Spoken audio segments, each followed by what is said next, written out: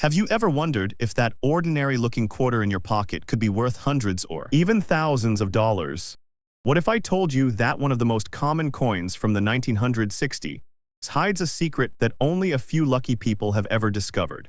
Today, we're diving into the story of the 1966 Washington quarter, a coin born during a crisis, shaped by change, and still full of mystery. In 1966, the United States Mint produced one of the most talked-about coins in American numismatic history, the 1966 Washington quarter. At first glance, it might look like any other quarters, but behind this simple design lies a story of adaptation, transition, and hidden rarity that continues to fascinate collectors around the world. Let us travel back to the mid-1960s. America was facing a serious coin shortage. Silver prices were rising so quickly that people started hoarding silver coins instead of spending them. The U.S. Mint had to take a bold step, and in 1965, they made a historic decision. They removed silver from dimes and quarters and replaced it with a new copper-nickel-clad metal. By 1966, the Mint had fully switched to this new composition, and the Washington quarter officially entered a new era. On the front of the coins, known as the obverse, you'll see the iconic portrait of George Washington. His calm, determined face represents the strength and pride of the nation. The design, created by John Flanagan, had already become a beloved symbol of American coinage. On the back, the reverse side, the American eagle spreads its wings with power and dignity, a timeless reminder of freedom. But what makes this particular year so special is what you don't see. There's no mint mark at all. That's right. Every 1966 quarter was struck without a mint mark. From 1965 to 1967, the U.S. Mint decided to remove mint marks entirely to stop people from hoarding coins. Whether it was made in Philadelphia, Denver, or San Francisco, every coin looked the same. It was a move meant to stabilize the economy, but it ended up creating a whole new wave of intrigue for collectors. Each 1966 quarter is made of a copper-nickel-clad composition, 75% copper and 25% nickel, bonded to a pure copper core. It weighs 5.67 grams and measures 24.3 millimeters in diameter. It might not sound like much, but for a collector, these details matter because they define the shift from the Silver Age to the modern era of American coins. Now, let us talk about the real excitement.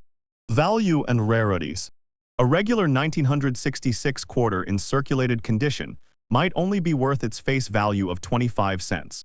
But when you find one in pristine, mint state condition, the story changes. Coins graded MS-65 can sell for around $20 to $40. But when you move into higher grades, like MS-67, collectors have paid hundreds of dollars for just one coin. And the rarest examples, with flawless surfaces and sharp details, have gone for even more at auctions. But that's not the whole story. Some 1966 quarters were struck with unique mint errors that make them incredibly valuable today. You might find double strikes, off-center strikes, or even die cracks that give each coin a one-of-a-kind appearance. There have even been reports of 1966 quarters struck on the wrong planchet, like a dime or nickel blank, creating transitional errors worth thousands of dollars. And then, there are the legendary silver planchet errors. When the mint was transitioning from silver to clad, a few leftover silver blanks might have accidentally been used in 1966. If you ever find a 1966 quarter that feels heavier or sounds different when dropped, it could be one of these rare silver errors. And that could mean a small fortune. Collectors also pay close attention to the strike quality. Since 1966 quarters were produced in massive quantities without mint marks, many came out with weak details or surface marks. Finding one with sharp edges, full hair details on Washington, and bright, reflective luster is rare. And that's what drives up value. When it comes to grading, experts use the 70-point Sheldon scale, where MS-70 represents a perfect coin. The difference between an MS-65 and an MS-67 can mean hundreds of dollars. Professional grading by PCGS or NGC can also authenticate mint errors, which adds even more credibility and value. Beyond money, the 1966 quarter carries emotional weight. It tells the story of a changing America, a time when the mint had to adapt to economic pressures, and a simple coin became a reflection of national resilience. For many older collectors, finding a 1966 quarter brings back memories of the 60s. The jukeboxes, gas pumps, and soda machines that still worked on these very coins. Even today, thousands of people search through their old coin jars, hoping to find a 1966 quarter that stands out. Maybe it's an error coin, or maybe it's a rare mint state piece. That moment of discovery, when you realize you're reholding history, is what keeps collectors excited.